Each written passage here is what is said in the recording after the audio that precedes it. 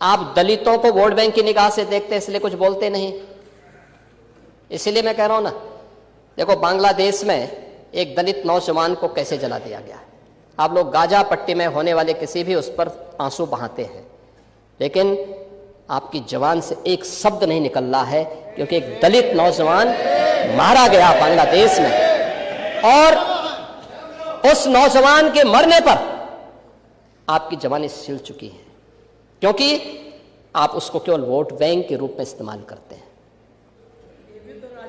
ये राजनीति नहीं है पांडे जी, ये राजनीति नहीं है, ये वो सच्चाई है जो आपकी तुष्टीकरण की नीति है, जिसके कारण बांग्लादेश बना है।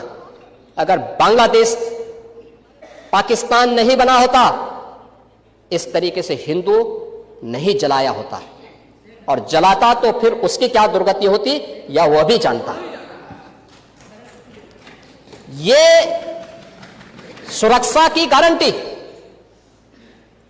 वहां मारे जा रहे हैं हिंदू, आप लोग नहीं बोलेंगे। एक कैंडल मार्च निकाल के चलते हैं गांजा के मुद्दे को लेकर के, लेकिन पाकिस्तान और बांग्लादेश में हिंदू मारा जाता है तो आपके मुंह बंद हो जाते हैं, क्योंकि मरने वाला हिंदू है, दलित है, आप बोलेंगे नहीं। और यही सच्चाई है।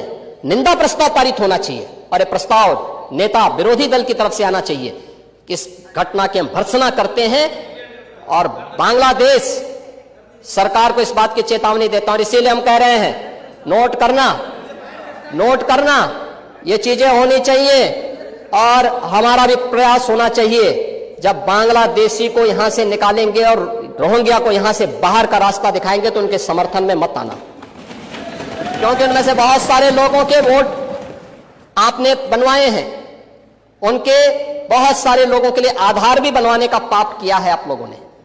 इसलिए इन चीजों को ध्यान में रखना, और एक एक चीज की स्क्रीनिंग होगी, बहुत प्रभावी कार्रवाई करेंगे। हमारे ही देश में रह करके हमारे लोगों के खिलाफ अपराध, और वहां पे निर्दोष हिंदुओं पर अत्याचार करोगे, निर्दोष सिखों पे अत्याचार करोगे, यह स्वीकार्य नहीं हो सकता है।